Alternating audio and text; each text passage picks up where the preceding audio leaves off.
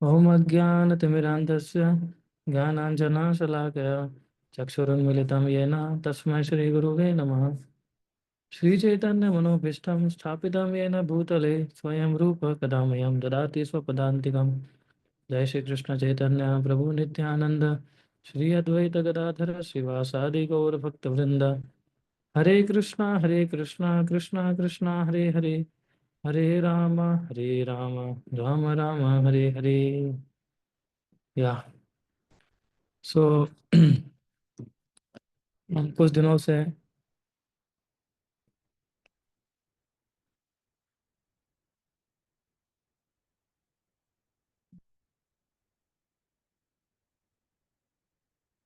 एक मिनट, हाँ sorry.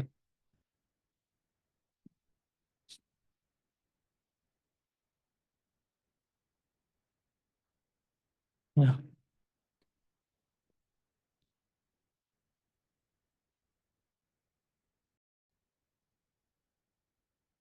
Yes, सो हमने पहले तीन श्लोकों पर डिस्कस किया चैतन्य महाप्रभु के शिष्टाश्रम होंगे। और लास्ट श्लोक में देखा किस प्रकार से विनम्रता और सहनशीलता और मान की आशा नहीं रखना, दूसरों को मान देना, ये जो चार गुण जो है उसमें से ज़्यादा हमने डिस्कस किया था रिस्पेक्ट के ऊपर। तो वो किस प्रकार से हमें हेल्प करते हैं भगवान का जो हरि नाम है उसको निरंतर लेने के लिए। और आज का श्लोक भी इतना ही महत्वपूर्ण है जिसको आज हम डिस्कस करेंगे। तो आज का श्लोक क्या है? न धनम न जनम न सुंदरिम कवितां वा जगदीश कामये, मम जन्मनि जन्मनीश्वरी भवताद भक्तिर अहेतुकी त्वयि। कि महाप्रभु बता रहे हैं कृष्णा, ना मुझे धन चाहिए, ना मुझे कोई फॉलोअर्स चाहिए, ना धनम ना कोई सुंदर स्त्री का संग करना है, और ना मैं सालंकर कविता का इच्छुक हूँ। मुझे केवल और केवल क्या चाहिए? मम जन्मनि जन्मनीश्वरी भवतात भक्तिर अहेतुकी त्वयि। मुझे जन्मन जन्मांतर केवल और केवल आपकी अहेतुकी भक्ति चाहिए। ये श्लोक का मीनिंग है। तो काफ़ी डीप मीनिंग है इसके अंदर, कि हम इसको वन बाय एक एक चीज़ को लिखेंगे, हम देखने का प्रयास करेंगे हम लोग कि महाप्रभु का मूड क्या है इस श्लोक को लेके। तो इस श्लोक को हम देखें दो पार्ट में डिवाइड किया है। कि एक महाप्रभु बता रहे हैं कि कोई नहीं करना है हमें, और उनकी डिजायर क्या है। नहीं करने में क्या है? न धनम न जनम न सुंदरिम न कविताम्बा, है ना, जगदीश का मैया। और दूसरा पार्ट क्या है? मम जन्मनि जन्मरीश्वरी भवतात भक्तिर अहेतु की त्वयि। और दूसरे पार्ट में है कि मुझे क्या चाहिए आपसे, ऐसा, है ना। तो Chaitanya Mahaprabhu actually rejecting everything material for the sake of अहेतु की भक्ति। जो भी भौतिक चीजें हैं उसको रिजेक्ट कर रहे हैं, चाहे जन्म हो, चाहे सुंदरी हो, चाहे कविता हो, चाहे धन हो, क्या प्राप्त करने के लिए? अहेतु की भक्ति। सो ये सारी चीजें जो है, धन जन सुंदरी कविता, ये सारी चीज क्या है? मटेरियली वेरी अट्रैक्टिव थिंग्स है भौतिक रूप से, है ना। तो महाप्रभु बता रहे हैं कि सारी चीजों क्या कर रहे हैं, वो मना कर रहा है। और उनको चाहिए क्या? जन्मों जन्मांतर उनको चाहिए केवल और केवल भक्ति चाहिए। यानी कि वो मुक्ति को भी रिजेक्ट कर रहे हैं महाप्रभु। जो मुक्ति है वहां पर बोल रहे हैं कि I don't want liberation also.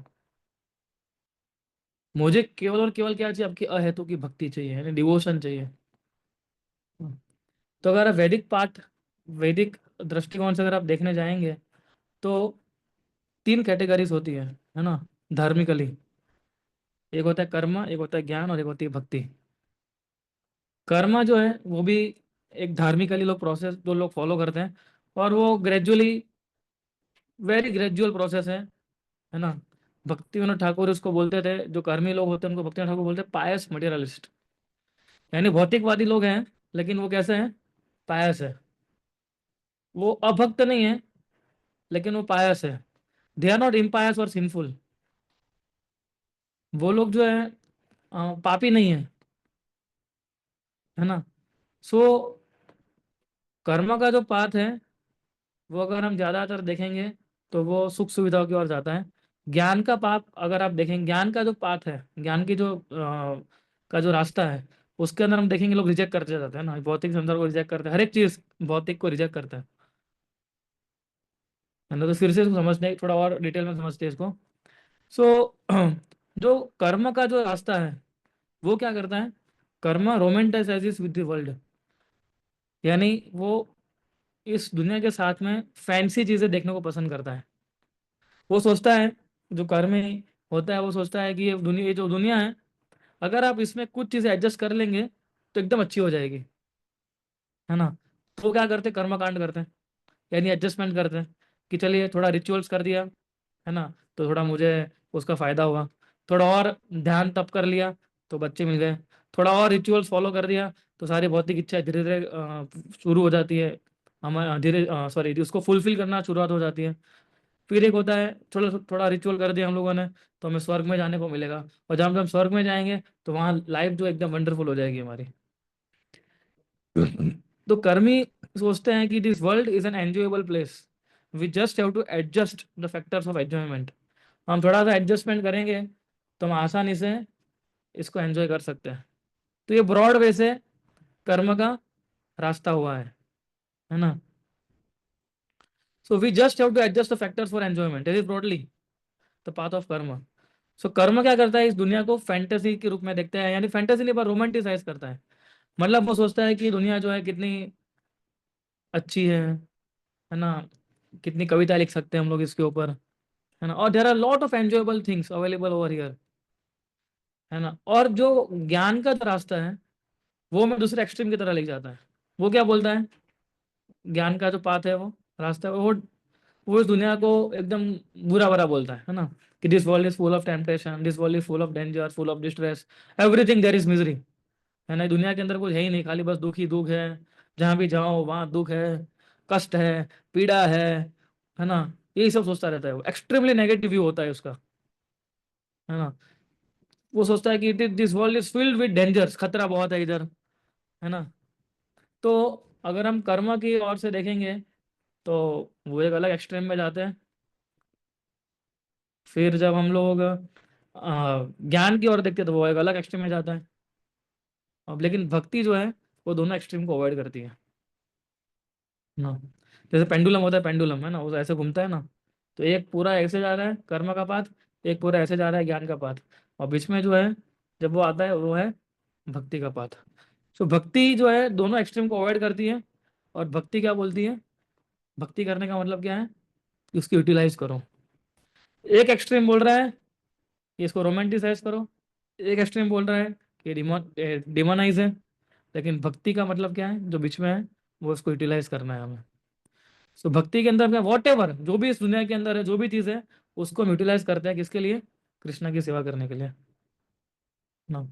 सो अगर हम इस श्लोक की जो पहली दो जो लाइन है अगर उसके हम देखेंगे, तो we are talking about this rejection of Karma.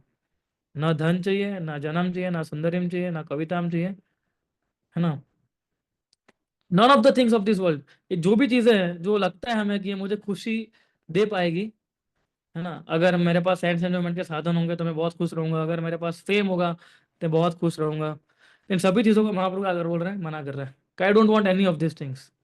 This means he is rejecting the path of Karma, Karma के पाथ को रिजेक्ट कर रहे हैं। और दूसरा क्या बोल रहे हैं, वो मम जन्मनि जन्मनीश्वरी, कि मुझे इधर ही फिर से इस दुनिया के अंदर बार बार जन्म लेना है, लेकिन मुझे आपका भक्त बन के रहना है।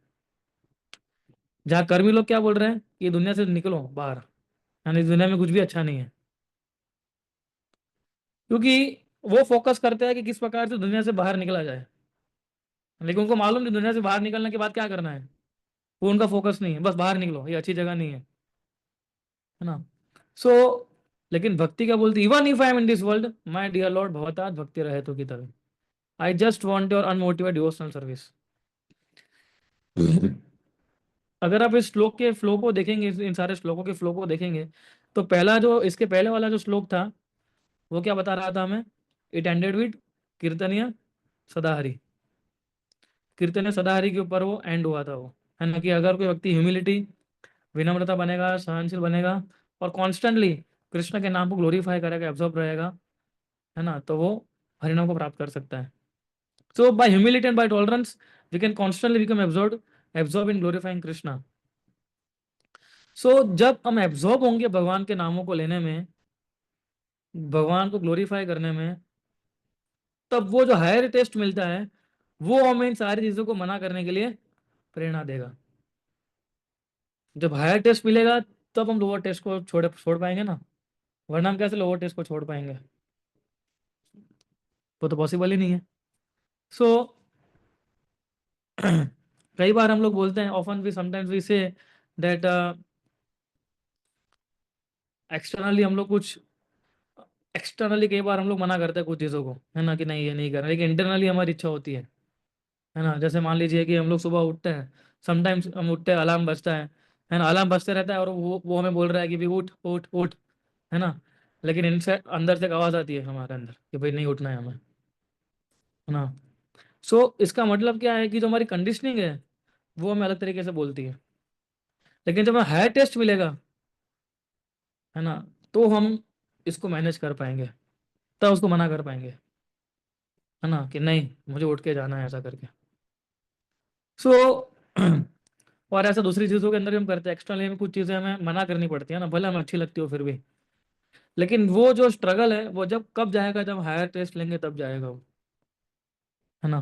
जब हम सोचेंगे कि बट एक्चुअली अगर हम सोचेंगे कि नहीं there is something much better things in my life to do, कि मेरे जीवन के अंदर और भी काफ़ी सारी चीज़ें अच्छी है जिसको मैं कर सकता हूँ, है ना, तब वो मना करने में हमें कोई दिक्कत नहीं होती है। वो एक्सपीरियंस कैसे आता है? वो आता है कीर्तन सदाहरि करके, है ना। जब हम कृष्णा के अंदर पूर्ण एब्जॉर्ब हो जाते हैं तब हम लोग इन सारी वर्ल्डली थिंग्स को मना कर पाएंगे, मना कर सकते हैं, वरना मना नहीं कर पाएंगे इन सारी चीज़ों को, है ना। सो इसलिए अगर आप, लेकिन दूसरा एक चीज़ इसके अंदर ये भी देखना है कि आ, पूरा पुराना जो श्लोक था, थर्ड श्लोक, उसके अंदर बताया गया था कीर्तनीय सदाहरि। सो कोई व्यक्ति अगर ऑलरेडी कीर्तनीय सदाहरि के स्तर पर आ चुका है ना, तो इस श्लोक के अंदर ऐसा क्यों बता रहे हैं कि माय लॉर्ड, कि मैं इस चीज को प्राप्त करने के लिए एस्पायर कर रहा हूँ? वाई सेइंग अहेतु की त्वयि, ऐसा क्यों बोल रहे हैं? तो भगवत गीता के अंदर भगवान बताते 9वें अध्याय के अंदर कि सतताम कीर्तयन्तो माम वेदन्ताश्च धृतव्रता नमश्चंदस्य च माम भक्त्या नित्य युक्त उपासते। इधर भी देखिए कीर्तन में सदा हरि आता है ना। वह सतनाम कीर्तयन्तो माम, कि सतत मेरा नाम का कीर्तन करो, सेम थिंग, ऑलवेज ग्लोरीफाई मी। और लेकिन फिर भगवान वर्ड यूज करते हैं यतन तस् धृतव्रता, भगवान बोल रहे हैं endeavour with great determination. So even those who are absorbed in glorifying Krishna, जो भगवान को ग्लोरीफाई करने के लिए एब्जॉर्ब्ड हैं, उनको भी एंडेवर करना पड़ता है ना। सो इधर प्रभुपाद बोलते हैं कि moving from sadhana bhakti towards a higher level of devotion, है ना, हमें साधन भक्ति की चर्चा कर रहे हैं अभी। सो इसका मतलब है जो पिछले श्लोक में हमने जो देखा कीर्तन सदाहरि, है ना, सो इट इज वो ही नहीं बता रहा है कि हमने ऑलरेडी वो स्टेज प्राप्त कर चुके हैं हम लोग, वो हम कर पाएंगे, लेकिन फिर भी हमें क्या करना पड़ेगा? एंडेवर करना पड़ेगा। अगर हम एंडेवर करेंगे तो हम कीर्तन सदाहरि के स्तर तक आ सकते हैं, है ना।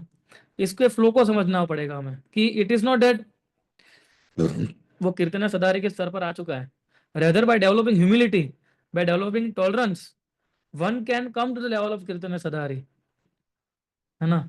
और जैसे मैंने आपको बताया था पहले लेक्चर के अंदर कि ये जो पहले के जो कुछ श्लोक है, 4 से 5 श्लोक है, वो हमें क्या बता रहे हैं? वैदिक साधन भक्ति के बारे में बता रहे हैं, है ना। तो ये डिस्क्रिप्शन है अलग अलग प्रोसेस का कि हम कैसे हमेशा निरंतर भगवान के नाम का स्मरण कर सकते हैं। और ये सेम प्रोसेस जो है इस श्लोक के अंदर भी समझाई गई है, लेकिन इधर फोकस क्या है?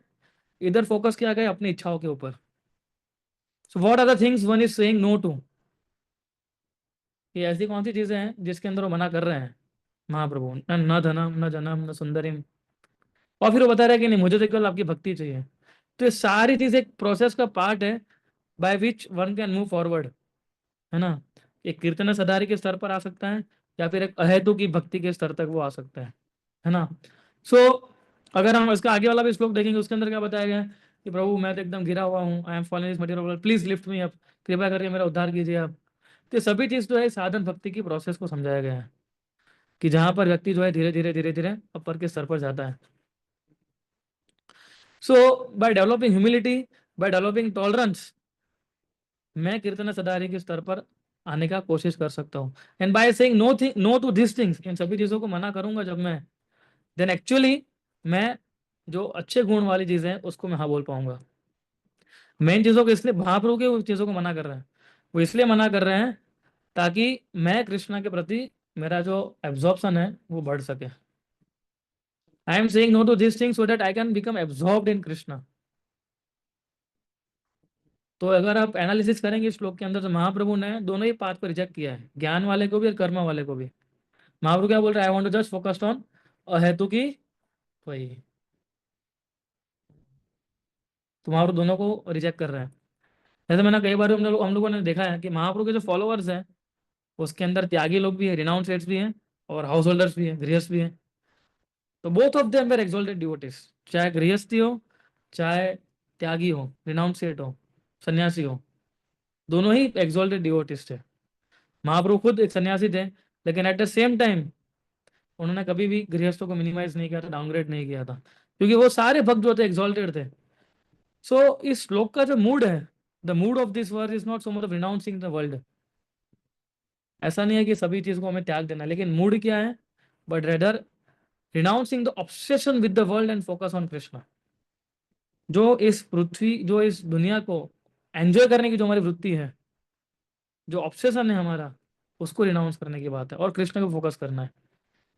तो भक्ति क्या करता है, मैंने आपको पहले पहले बताया, भक्ति क्या करता है, इसको यूटिलाइज करता है। यूटिलाइज का मतलब क्या है, what ever I have over here, I use it for service of Krishna. और इस प्रकार से हम आगे बढ़ सकते हैं।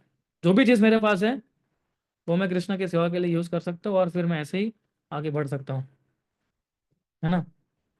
तो भक्ति की जो प्रोसेस है वो ना अटैचमेंट के बारे में है, ना डिटैचमेंट के बारे में है, वो कमिटमेंट के बारे में है।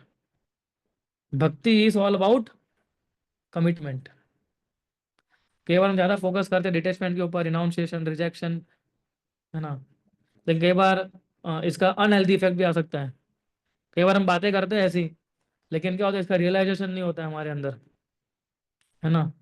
और फिर रियलाइजेशन नहीं होता है तो क्या हो जाता है, हमारे जीवन रिलैप्सिस आते रहते हैं, है ना। सो भक्ति, जो साधन भक्ति के स्तर पर हम करते हैं, it is primarily process of commitment. Commitment का मतलब क्या है कि I have committed myself to practising bhakti, कि मैं अपने आप को कमिट कर रहा हूँ कि मैं जपा करूंगा, मैं अपने को कमिट कर रहा हूँ कि मैं सेवाएं करूंगा, है ना। अगर हम ज्यादा अटैच रहेंगे तो भी हम भक्ति ठीक से नहीं कर पाएंगे, ज्यादा डिटेच रहेंगे तो भी हम भक्ति ठीक से नहीं कर पाएंगे, है ना। If we are to attached or to detach, we can practice bhakti very nicely. नति सक्तो नति निर्वाणो, उद्धव गीता के अंदर एक चीज आती है कि one should not be too attached nor too detached, है ना। लेकिन बैलेंस के साथ हम भक्ति के प्रोसेस में आगे बढ़ सकते हैं। हमारा गोल क्या है, जो महापुरुष इसमें बता रहे हैं, वो अहेतु की भक्ति करना, है ना। और चैतन्य महाप्रभु इधर हमें काफी अच्छे लेवल बता रहे हैं कि मैं हर एक चीज को छोड़ना चाहता हूँ, केवल और केवल किसके लिए, कृष्ण के लिए, है ना। I reject everything else for the sake of Krishna. Now the important thing क्या है इसके अंदर, for the sake of Krishna, Krishna के लिए मैं सब कुछ छोड़ रहा हूँ। सो जब हम लोग मटेरियल डिजायर्स की बात करते हैं, भौतिक इच्छा की जब हम बात करते हैं, so we cannot empty our heart of material desires. हमारे हृदय को मटेरियल डिजायर से खाली नहीं कर पाएंगे, है ना। Because the heart has to fill with something. हृदय के अंदर कुछ तो होना चाहिए ना, कि जब कुछ जाएगा ही नहीं तो हम कैसे उसको बाहर निकाल सकते हैं ना। सो हम लोग हमारी भौतिक इच्छाओं को तो नहीं निकाल पाएंगे हृदय से, लेकिन हमारी भौतिक इच्छाओं को we can crowd material desires out of the heart, है ना। उसको फोर्स कर सकते हैं बाहर निकालने के लिए। कैसे, जैसे जैसे हम स्पिरिचुअल डिजायर करते जाएंगे वैसे वैसे मटेरियल डिजायर क्या होती है, बाहर निकलने लगती है, कम होने लगती है ना। Crowding the material desires means that we develop spiritual desire, कि मुझे ये कृष्णा के लिए करना है। I want to do this for Krishna, I want to do this for Srila Prabhupada, I want to do this for the pleasure of my spiritual master. So जब बहुत सारी डिवोशनल सर्विसेज, डिवोशनल डिजायर हमारे हृदय के अंदर आ जाएगी, तो मटेरियल डिजायर जो है वो बड़ी कम हो जाएगी। अगर हम सोचेंगे भक्ति के कार्य में आगे कि मैं ये भी नहीं करूंगा, ये भी नहीं करूंगा, ये भी नहीं करूंगा, ये भी नहीं करूंगा, है ना, तो ना ना ना ना ना ना जितना बोलते रहेंगे तो ज्यादा लंबे समय तक नहीं टिकता है वो, है ना। क्योंकि ना सुनने में इतना प्लेजर नहीं आता है हमें। और एक बार ना बोलेंगे तो कितनी और ना बोलेंगे हम लोग। I have to have something which I say yes to. कुछ तो मुझे यस बोलना पड़ेगा ना, उसी जगह कमिटमेंट आता है ये हमारा। So the more we become committed to serving Krishna, the more we will be able to remove material desires from our heart. इसलिए कमिटमेंट चाहिए, तो ही ये सारा न धनम न जनम न सुंदरम वाला पोर्शन जाएगा। कुछ भौतिक इच्छा है हमें तुरंत निकालनी पड़ेगी, है ना। लेकिन कुछ भौतिक इच्छाएं जो होती है हम निकाल नहीं पाते, लेकिन हम उसको फुलफिल करते हैं। और फुलफिल करने के बाद हमें पता चलता है कि अरे बाप रे बाप, ये तो कितना हमने गलत किया था ऐसा, है ना।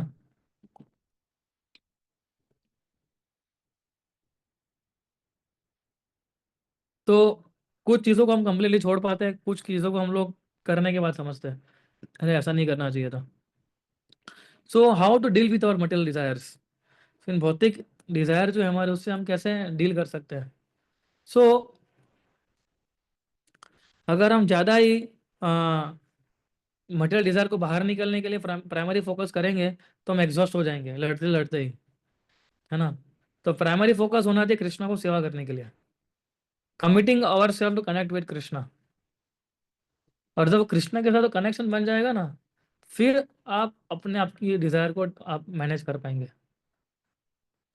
अगर आप एक बार कृष्णा के जीवन अपनी लाइफ को कृष्णा के लिए कमिटेड कर लेंगे एक बार, तो आप समझ पाएंगे, तो आप रिवील कर पाएंगे कि मैं अपने जीवन के साथ क्या करना चाहता हूँ। So primarily we should focus on trying to connect with Krishna, है ना। तो इसके अंदर भी दो चीज होती है ना। पहला क्या है, when we are trying to connect with Krishna what we do, firstly we try to give our heart to Krishna. सबसे पहले हम चाहते हैं कि हम हमारे हृदय भगवान को दे दें, है ना। अगर हम शुद्ध भक्ति करनी तो हमें यही करना चाहिए, है ना। सो जब हम हमारा हृदय नहीं दे सकते तो क्या देना चाहिए हमें, हमारा हृदय तो हम नहीं दे पाएंगे भगवान को, तो अब हमें क्या देना चाहिए, then we can give what is in our heart to Krishna. जब हम हृदय नहीं दे पाएंगे तो उसका मतलब हमें ये देना चाहिए कि मेरे हृदय के अंदर क्या है जो मैं कृष्ण को दे सकता हूँ, है ना। अब मेरे हृदय के अंदर क्या है उसका मतलब क्या है, what is the meaning of giving I can give from my heart. वो क्या है, वो जैसे हमारे अंदर सभी के अंदर कुछ ना कुछ सर्टेन इंटरेस्ट होते हैं, सर्टेन टैलेंट्स होती हैं, सर्टेन अटैचमेंट्स होते हैं, वट एवर इट इज, है ना। उसको हमें कृष्णा के साथ कनेक्ट करना है। जैसे किसी को गाना पसंद है ना। तो गाना सिंगिंग जो है उसके हृदय के अंदर एक प्रोमिनेंट प्लेस है ना। सो वो सिंगिंग करते करते भगवान को हमेशा कृष्णा को याद कर सकता है ना। No matter whatever thing is but I will sing for Krishna, है ना। जैसे किसी के हृदय के अंदर पैसा बहुत प्रोमिनेंट जगह होती है ना, तो अपना पैसा दे सकता है वो। If I give money to Krishna तो क्या होगा, अगर मैंने, मेरे लिए पैसे बहुत इंपॉर्टेंट है और वो पैसे अगर मैंने भगवान को दे दिए तो उसका मतलब क्या होगा, हाँ, कि मैं अपना हृदय के एक पोर्शन में कृष्णा को दे रहा हूँ। क्योंकि जो मुझे सबसे अच्छी चीज लगती है जो मेरे हृदय के अंदर है, वो मैं Krishna, I am giving a part of my heart to Krishna. उसको, और वैसे हम कनेक्ट कर पाएंगे कृष्णा के साथ। तो प्रिंसिपल क्या है कि किसी ना किसी प्रकार कमिटमेंट होना चाहिए, और कमिटमेंट जो है हमारा कॉन्शियसनेस को एलिवेट करता है।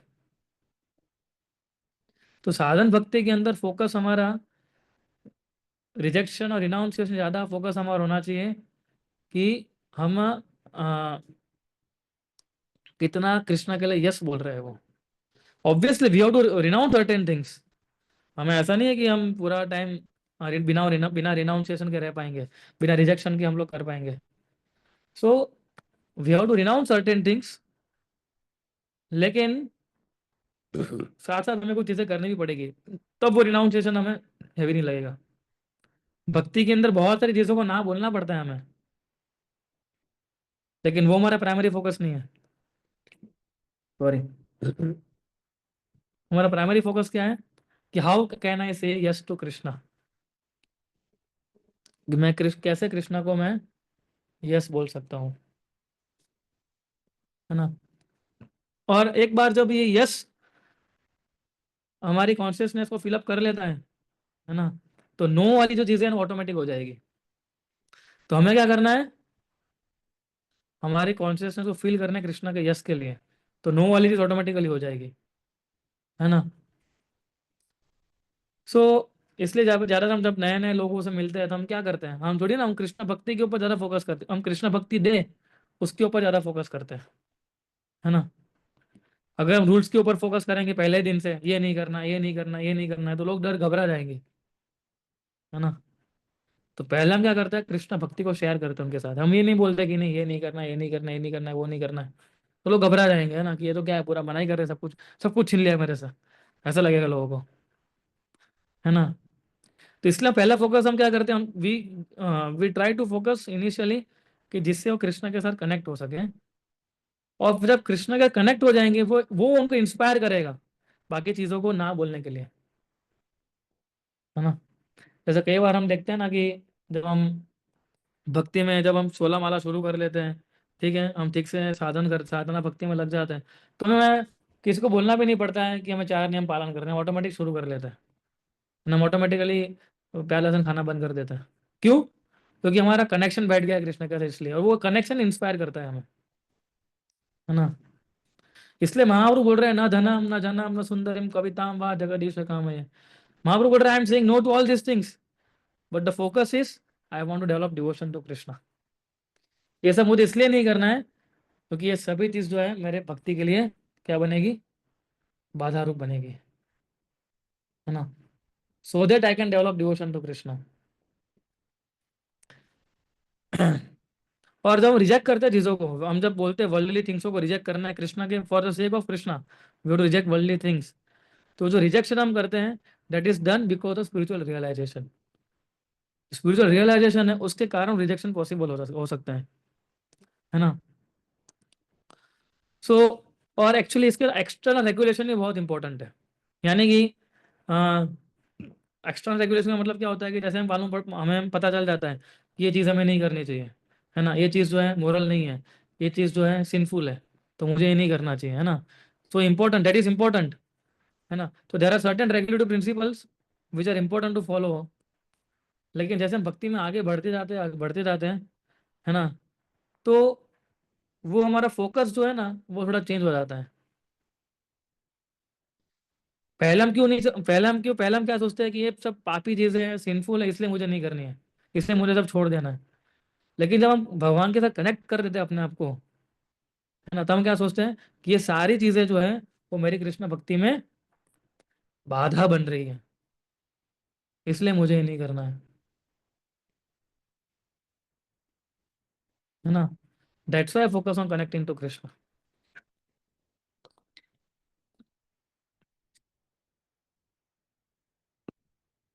इसलिए हम देखते हैं प्रभुपाद जी ने जब शुरुआत में प्रीचिंग किया था, at least first time when he give initiation, उन्होंने खाली इतने बताया था कि आपको खाली जप करना है बस, है ना, खाली आप चैंटिंग करिए।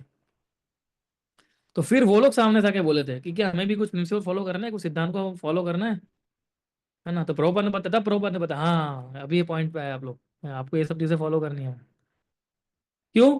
Because he focus on chanting Hare Krishna first, क्योंकि हरे कृष्णा चैंट करने से थोड़ा हायर टेस्ट आएगा, और जैसे हायर टेस्ट आएगा तो लोअर टेस्ट उनका चला जाएगा, है ना। So on the way to Krishna जो बुक है कृष्णा की, और जो आप लोगों ने शायद फर्स्ट फर्स्ट टाइम जब आप लोगों ने पढ़ी थी, है ना, तो उसके अंदर प्रभुपाद एक बहुत इंक्लूसिव विजन बताते हैं। उसके अंदर प्रभुपाद बताते हैं कि एक व्यक्ति जो है, जो जिसको दारू पीने की बहुत आदत है और वो दारू छोड़ नहीं पाता है ना, लेकिन अगर वो जब ये सोचेगा कि इसके अंदर जो टेस्ट है वो कृष्ण है, when will think that the taste of alcohol is Krishna, Prabhupada ने वो एडप्ट कर लिया भगवत गीता में से, क्या है, रसोहम कौन थे, भगवान बोलते हैं ना कि पानी में मैं स्वाद हूँ, I am the taste of water. तो प्रभुपाद बोलते हैं कि if you will think that the taste of alcohol is Krishna, है ना, अगर हर रोज ये करेगा तो एक दिन आएगा कि वो कृष्ण का अच्छा भक्त बन जाएगा। उसका मतलब क्या है कि भले वो दारू पीने से एडिक्टेड है, at least think about Krishna, Krishna के विषय में सोचो। केवल कृष्ण के बारे में सोचने से ही, कृष्ण के साथ कनेक्शन बनाने से ही हम आगे बढ़ पाएंगे, है ना। केवल इतना करना है हमें। सो भक्ति के अंदर हम देखते हैं we try to follow certain standards, है ना। हम लोग काफी सारे स्टैंडर्ड को फॉलो करने की कोशिश करते हैं भक्ति के अंदर, और फिर हम जो है आ, कई बार स्ट्रगल करते हैं, है ना। और कई बार हम फेल भी हो जाते हैं उसको फॉलो करने में, स्टैंडर्ड्स को। और फिर वो क्या हो जाता है, हम डिस्करेज हो जाते हैं उससे। डेट मेकर डिस्करेज, है ना। और sometimes we feel guilty also, हमें अच्छा भी नहीं लगता है कि मैं ये नहीं कर पाया, है ना। मैं ऐसा कर सकता था लेकिन मैं हार गया, ऐसा हारा हुआ हमें लगता है कई बार हमें, कि मैं ये सब चीज़ें करना चाहता था लेकिन somehow और अदर मैं सारी चीज़ें नहीं कर सका। सो अब एक चीज़ समझिए आप, कि मान लीजिए एक आत्मा है, एक चीज़ है जो खराब चीज़ हम कर रहे हैं वो है, this is soul, this is wrong doing, and this is Krishna. एक साइड कृष्णा है। तो गिल्ट जो होता है ना, जब गिल्टी फील होता है ना, कि यार मैंने ये नियम तोड़ दिया, क्या मुझे ऐसा नहीं करना चाहिए था, मैं तो इस्कॉन में जाता हूँ अभी, और मैं अपने डिज़ायर कंट्रोल नहीं कर सका, और ऐसी गलती हो गई मेरे से, है ना, कि मैंने अपने फ्रेंड्स के सर्कल में आके आते मैं भी उनके पीछे पीछे लग गया। तो ये जो गिल्ट फील होता है ना, तो गिल्ट क्या होता है, तो guilt should come between soul and wrong doing. मैंने बताया ना, एक आत्मा है, एक गलत चीज़ें कर रहे हैं वो, और एक बाजू में एक कृष्णा है। तो ये तीन चीज़ें हैं हमारे पास। तो गिल्ट का आना चाहिए आत्मा और रॉन्ग डूइंग के बीच में। यानी गिल्ट का मतलब, गिल्ट इज, जो गिल्ट है जो हमें लगता है वो हमें गलत कार्य करने से रोक रहा है ना। ये हमें से अंदर से बुरा लगाता है, it makes me feel bad from with in when I am doing something wrong. So guilt का मतलब क्या होता है, एक्चुअली हम हमारी चेतना को, हमारी जो कॉन्शियंस है उसको कंसिडर करते हैं, है ना, जिसको हम कॉन्शियस बोलते हैं। कॉन्शियंस, एक्चुअली कॉन्शियस नहीं, कॉन्शियंस। कि कॉन्शियंस जो होता है वो कैसे काम करता है, जैसे किसी घर पे कुत्ता होता है ना जो भौंकता रहता है, अगर चोर आएगा या किसी को फैमिली के अलावा कोई लोग आ जाएंगे तो भौंकता है वो, है ना। तो हमारी कॉन्शियस जो है ना, कॉन्शियंस वो कैसा है, वो कुत्ते की तरह है। जैसे ही कोई हमारी भक्ति को नष्ट करने के लिए आएगा उसको तुरंत भौंकने लगेगा वो, है ना। जैसे ही कोई पाप कार्य चीजें हमें टेम्प्ट करती रहेगी, है ना, ये करो, ये तुम ये करो, देखो कितना आनंद मिलेगा तुम्हें अगर ये करोगे तो, उस समय हमारे कॉन्शियस हमें बोलेगी ये ऐसा नहीं करना है, ऐसा नहीं करना है, तुम इस्कॉन में हो, है ना, चार नियम फॉलो करना है, ये सब क्या कर रहे हो तुम, don't do this, don't do this. तो हमारी जो कॉन्शियंस है वो कैसा है, हमारा वॉच डॉग है ना। कोई भी व्यक्ति अगर हमारी भक्ति को चोरी करने के लिए आएगा तुरंत भौंकने लगेगा वो। तो भौंकना जो है ना वो क्या है, वो हमारा गिल्ट है ना। तो वो कुत्ता क्या है, कॉन्शियस है, तो बैठा है हमारे, ये नहीं करना है मुझे। तो ये हमारा गिल्ट का जो सेंस है हमारा, it is like a inner protection mechanism है ये, कि हमें इनरली हमें प्रोटेक्ट करता है वो, है ना। जैसे मान लीजिए हम किसी कुर्सी के ऊपर बैठते हैं, नीचे उस कुर्सी के नीचे अगर खील होगी तो कैसे हमें दर्द होता है जैसे बैठते हैं तो, है ना। तो भगवान ने एक साइकोलॉजिकल डिफेंस सिस्टम मैकेनिज्म बनाया है हमारे अंदर, है ना। जैसे पेन होता है तुरंत हम भागते हैं वहां से। तो उस प्रकार से कॉन्शियस जो है, ये जो गिल्ट है ना, वो भी एक इनर प्रोटेक्शन है हमारा, कि जो हमें गलत कार्य करने से हमें रोकता है। So whenever we start doing something wrong, तुरंत हमारा कॉन्शियस जो है वो एक्टिव हो जाता है, और वो कुत्ता जो भौंकने लगता है, यानी हमें गिल्टी फील होने लगता है कि I should not be doing this, और वो हमें बचाता है। लेकिन ये जो गिल्ट होने की जो फीलिंग है हमारी, जो फीलिंग जो है गिल्ट होने की, we get when we do, जो हमें गलत कार्य करने से होती है, उससे भी ऊपर एक चीज होती है जो माया है। माया जो है वेरी वेरी सटल फॉर्म में होती है वो, है ना। कई बार हमें पहले गिल्ट लगे, लेकिन फिर गिल्ट भी लगना बंद हो जाता है कई बार हमें। फिर हमारे लिए वो ऐसा बन जाए, ठीक है ना, अभी नियम तोड़ दिया तो तोड़ दिया। कई बार ऐसा लगता है ना, तो माया जो है ना एकदम सटल लेवल पे काम करती है ना। कई बार इसलिए कैसा होता है कि sometimes when we do something wrong we feel guilty, कुछ हम गलत कार्य करते हैं तो हमें एकदम गिल्टी फील होता है ना। तो गिल्ट क्या, जैसे मेरे को पता है गिल्ट किसके बीच में आना चाहिए, हमारे और रॉन्ग डूइंग के बीच में आता है। लेकिन कभी कभी गिल्ट आ जाता है हमारे और कृष्ण के बीच में आ जाता है। इसका मतलब क्या है, हमारे कृष्ण के बीच में आने का मतलब क्या होता है, कि जब फिर मुझे ऐसा लगने लगता है कि मैं तो यार ये स्टैंडर्ड फॉलो नहीं कर पाऊंगा, है ना। So what is the point of practising bhakti, मैं तो जिसको फॉलो ही नहीं कर पाऊंगा तो भक्ति करने की जरूरत ही क्या है ना। Better let me give up the practice of भक्ति। उससे अच्छा है कि मैं प्रोसेस ही छोड़ दूं भक्ति करने की। मैं इतना पापी हूँ, मैं इतना इम्प्योर हूँ, मैं इतना गिरा हुआ इंसान हूँ, है ना, कि मैं कभी स्टैंडर्ड फॉलो कर ही नहीं पाऊंगा। So let me just give this up. फिर हम छोड़ दे सब कुछ। सो ये जो हमारी इनएबिलिटी है कुछ स्टैंडर्ड को फॉलो नहीं करने के लिए, है ना, तो वो हमें डिस्करेज बना देती है, डिस्करेज कर लेती है वो हमें, है ना। और ये डिस्करेजमेंट हमारा कृष्णा के बीच में आ जाता है, तो ये हमारी भक्ति के लिए अनहेल्दी है। ये हेल्दी हो सकता है कभी, ऐसा ही डिस्करेजमेंट? ये तो कभी ऐसा नहीं हो सकता, ये तो अनहेल्दी है एक प्रकार से ये, है ना। सो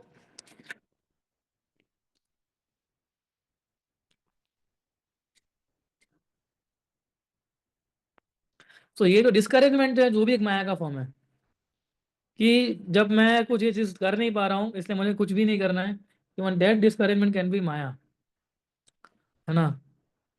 कई बार हमें ऐसा लगता है कि अरे मैं ये चीज, ये स्टैंडर्ड फॉलो नहीं कर रहा हूँ, मुझे बहुत बुरा लगता है, तो ये अच्छी फीलिंग है ना। लेकिन भक्ति छोड़ देना वो गलत चीज है ना। That discouragement is unfavourable to devotional life. So if it is unfavourable we have to avoid that, है ना। पॉइंट क्या है इसके अंदर? पॉइंट है कि हम हर एक गलत चीजों का रिस्पॉन्ड कैसे करते हैं, वो पॉइंट है। और हर एक चीज का अगर हम प्योरीफाई होना, तभी प्योरीफाइड हो पाएंगे जब हम भक्ति को प्रैक्टिस करेंगे तब। If I become discouraged in the practice of bhakti then there is no way I am ever going to be verified. ये बहुत इंपॉर्टेंट पॉइंट है।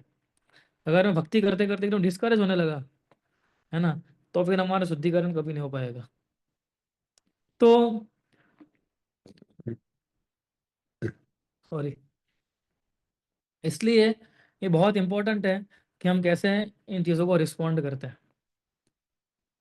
है ना। जितना हम रिस्पॉन्ड करेंगे, जितना पॉजिटिवली रिस्पॉन्ड करेंगे इन सब चीज़ों को, उतना पॉजिटिवली उसको ले पाएंगे। जितना हम नेगेटिवली रिस्पॉन्ड करेंगे उतना हम भक्ति को छोड़ देंगे। तो कहने का तात्पर्य क्या है कि जो भी चीज़ें हैं, सारी चीज़ें हैं, उसको हमें अगर छोड़ना है तो सबसे पहले क्या करना पड़ेगा? कृष्ण के साथ कनेक्ट करना पड़ेगा अपने आप को। तब हम न धनम न जनम न सुंदरी कर पाएंगे। वरना ये तीन चार चीज़ें जो है हमें खा जाएगी, है ना। धनम जो है, हम देखते ज्यादा धन अगर हमारे पास होता है तो हमारे एंजॉयमेंट करने की वृत्ति बढ़ जाती है। लेकिन धन है तभी उसको यूज करने की वृत्ति बढ़ जाएगी, कि मेरे पास बहुत धन है तो चलो उसको हम अभी हम उसका उपयोग करते हैं, उसको यूटिलाइज करते हैं। किसके लिए यूटिलाइज करेंगे हम? हमारे इंद्रिय तृप्ति करने के लिए। इसलिए महाप्रभु बता रहे हैं कि ना धनम, धन नहीं चाहिए मुझे, क्यों? क्योंकि मुझे बांध देता है। लेकिन अगर आपका कॉन्सेप्ट सही होगा, है ना, उसी धन को आप कृष्णा के सेवा में लगा सकते हो। तो वो धनम जो है वो ना धनम नहीं है, वो अच्छा धनम है ना। सो जब कोई भी भौतिक चीजें बंधन बन जाती है हमारी भक्ति के लिए, तो उसको हमें त्याग देना चाहिए। हमारी आध्यात्मिक प्रोसेस के लिए कोई भी चीज बाधा रूप नहीं होनी चाहिए। और ये सारी भौतिक चीजें जो है, हम देखते हैं कि वो किस प्रकार से हमारे लिए बाधा रूप बन जाती है ना। हमें समझ ही नहीं आता है कि कब हम इस चीजों में फंस जाते हैं। ना जन्म, फॉलोवर्स।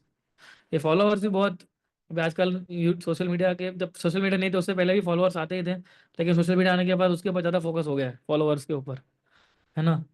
कि मैं कुछ भी बोलता हूँ तो कितने लोग उसको, हम बोलते हैं ना मेरे कितने फॉलोअर्स हैं, राइट। तो हम हमेशा, हमारा ध्यान कहाँ चला जाता है? फिर कृष्ण से ध्यान उठ जाता है हमारा। हमारा ध्यान कहाँ चला जाता है? कि हमारे, मेरे कितने फॉलोअर्स हैं, है ना। तो तब ये प्रॉब्लम हो जाता है। जब हम इसको सोचेंगे कि नहीं, सम और अदर, ये जो कोई भी प्लेटफॉर्म हो, तो हम समझेंगे कि उसको कृष्णा की ग्लोरीफाई करने के लिए अगर मुझे प्लेटफॉर्म मिला है, और उस कॉन्शियसनेस में अगर हम उसको प्लेटफॉर्म को यूज करते हैं, तो कोई दिक्कत नहीं है। लेकिन अगर हम उसको भौतिक तरीके से देखने के लिए अगर हम यूज करते हैं उस प्लेटफॉर्म को, तो बहुत रिस्की प्रोसेस है ना। सो ये भी एक बहुत बड़ा इल्यूजन है। हम सोचने लगते हैं कि यार देखो, मैं तो कितना बड़ा व्यक्ति हो गया हूँ, है ना। कितने सारे लोग मुझे फॉलो करते हैं, कितने सारे लोग मेरे एक फोन करते ही है, मेरे एक संदेश सुन के ही, है ना, सब कुछ अपना बदल देता है। तो ये सारी चीजें क्या करती है? हमारे हृदय को नष्ट कर देती है। हमारे कृष्ण के साथ हमारे कनेक्शन को बैठने नहीं देती है वो चीजें, है ना। तो इसलिए ये चीजों को समझना बहुत जरूरी है कि धन को यूटिलाइज करना, है ना। फॉलोवर्स अगर आप प्रचार करेंगे, कुछ भी करेंगे, तो लोग आएंगे ही सुनने के लिए। तो उसको कैसे मैनेज करना है वो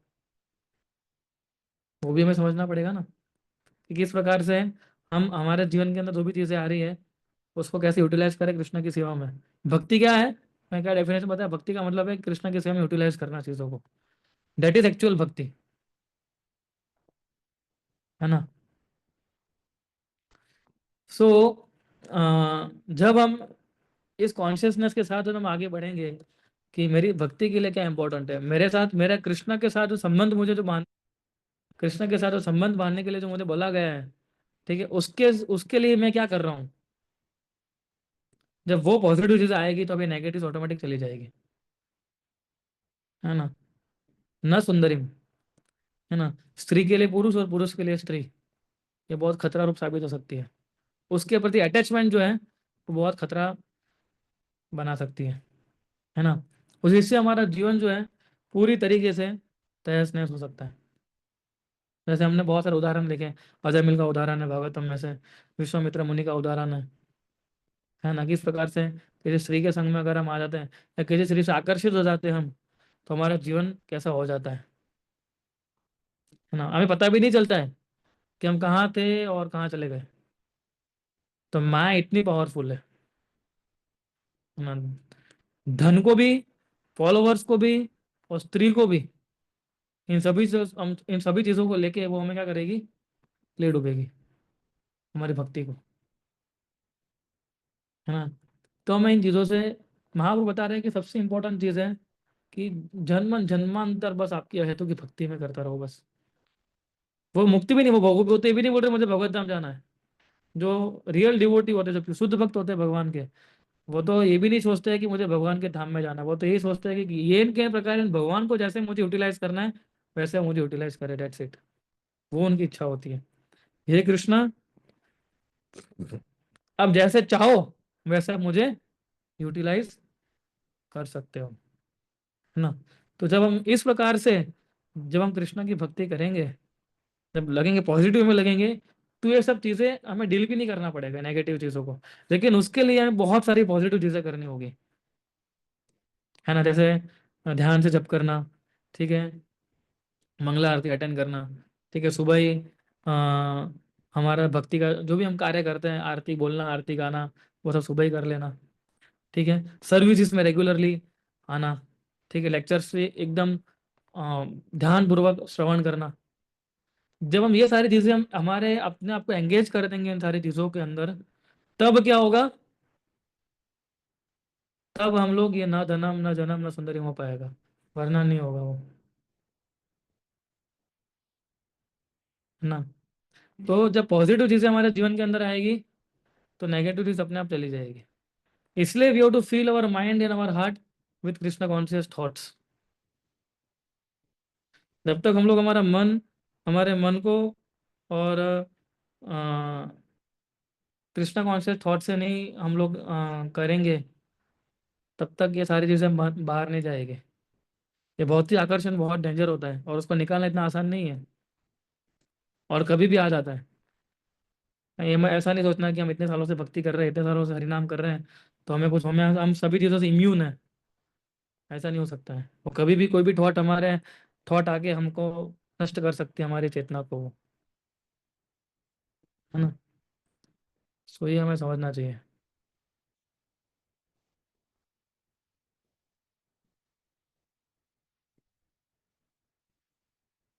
राइट। सो इस श्लोक को अगर हमें हृदय से समझना है, तो एक ही चीज़ है कि we have to become committed in Krishna consciousness. जब कमिटमेंट आएगा तो ही ना धनम ना जन्म ना सुंदरी हो पाएगा, वरना हम इसमें फंस जाएंगे, धर्म के अंदर ही फंस जाएंगे। इसलिए ज़्यादा पैसा कमाने के लिए हम कितना फंस जाते हैं, है ना। हम सोचते हैं कि, हम कई बार सोचते हैं कि मैं इतना पैसा कमा लूंगा तो मेरा जीवन जो एकदम आसान बन जाएगा। लेकिन कभी ऐसा दिन नहीं आने वाला है कि पैसा कमाने से आपका जीवन आसान हो जाएगा। जीवन आसान तभी होता है जब हमारे जीवन को हम कृष्ण को इतना समर्पित करते हैं। जितना हमारे जीवन को हम समर्पित करेंगे उतना जीवन हमारा आसान बन जाएगा।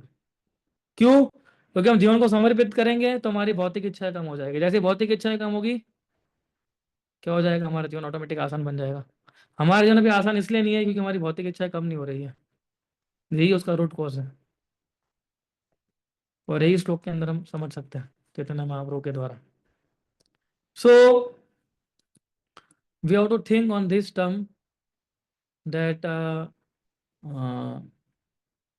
किस प्रकार से हम लोग अपने आप को कृष्ण भक्ति में बनाए रखे हैं। और ह्यूमिलिटी टॉलरेंस भी नहीं भूलना है पिछले श्लोक में से, है ना। वो डेवलप करना है और ये सारी चीज़ें निकालनी है।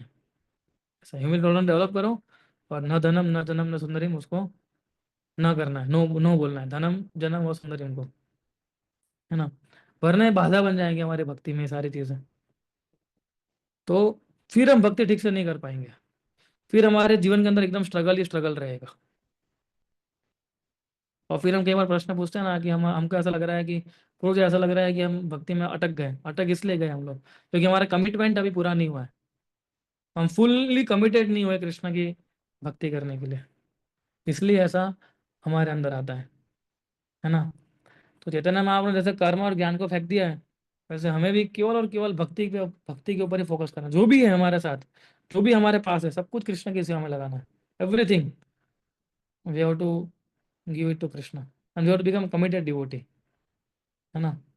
और हाँ, थोड़ा रिजेक्शन तो करना ही पड़ेगा, कुछ कुछ चीज़ें में छोड़नी ही पड़ेगी। ऐसा नहीं कि हम हर एक चीज़ को नो नहीं बोलते हैं, है ना। लेकिन वो ना ऑटोमेटिक होना चाहिए हमारे जीवन के अंदर। जब तक वो ना ऑटोमेटिक नहीं होगी, तब तक हम क्या, हमारे अंदर क्या होगा, वो प्रेशर बना रहेगा। पॉजिटिव चीज़ नहीं डालेंगे तब तक नेगेटिव चीज़ जो है वो हमें परेशान करती रहेगी, ऐसा है। तो हमें क्या करना है, ऑटोमेटिक सिस्टम बनानी है। ऐसा भक्ति में लग जाना है हमें कि समय ही नहीं मिलना चाहिए भौतिक इच्छाओं को बाहर आने के लिए। इतना एंगेजमेंट अपने, इतना एंगेज रखना चाहिए अपने आप को, हमारे मन को। तब भौतिक इच्छाएं कभी नहीं आएगी हमारे जीवन के अंदर, आप देखना, है ना। सो इसलिए हमें जितना हो सके उतना प्रयास करना चाहिए कि हम पॉजिटिव चीज़ों को ज़्यादा फोकस करें। रीडिंग अच्छे से करें, हियरिंग अच्छे से करें, लेक्चर में हम लोग कॉन्शियसली सुने, उसको हमारे जीवन में अप्लाई करने की कोशिश करें, कंटेम्पलेट करें जो हम पॉइंट सुन रहे हैं उसको। तब जाके भौतिक इच्छाएं कम होगी, वरना नहीं होगी। विदाउट कंटेम्पलेशन पॉसिबल नहीं है। और चैतन्य महाप्रभु ने इधर हमें ये भी दिखा लिया है कि हमारा मूड क्या होना, हमारा मूड होना चाहिए भगवत धाम जाना। तो अच्छी बात है, जाना चाहिए। लेकिन उससे भी हायर मूड क्या है कि मुझे आपकी अहेतु की भक्ति बनी रहे, बस चाहे किधर भी डालो आप मुझे, है ना। नरक में भी क्यों नहीं डाल रहे हो, लेकिन आपकी अहेतु की जो भक्ति है वो कभी नहीं जानी चाहिए, है ना। सो ठीक है, तो we can take some questions, comments. कुछ पूछना चाहते तो पूछ सकते हैं।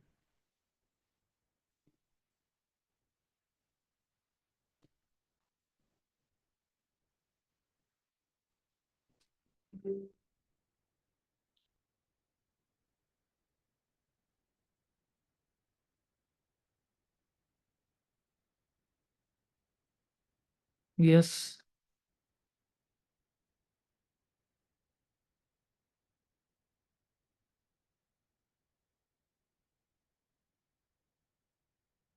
कोई प्रश्न तो पूछे इसमें से।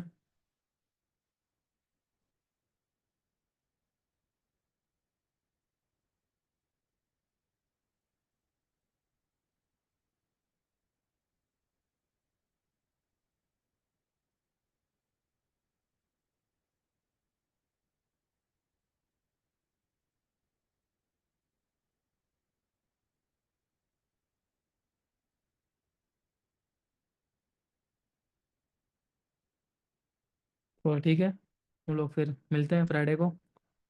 ओके, सो आई होप कि आप इस श्लोक को समझ पाए होंगे, है ना, पूरे अच्छी तरीके से। और उसको कंटेम्पलेट कीजिए अभी आपके जीवन के अंदर, है ना। जितना आप कंटेम्पलेट करेंगे पॉइंट्स को, उतना हमारा जीवन जो है वो आसान बना रहेगा। ठीक है, तो हम मिलेंगे फिर बाद में। शिला प्रभुपाद की जय जय जय जय। हाँ। जय।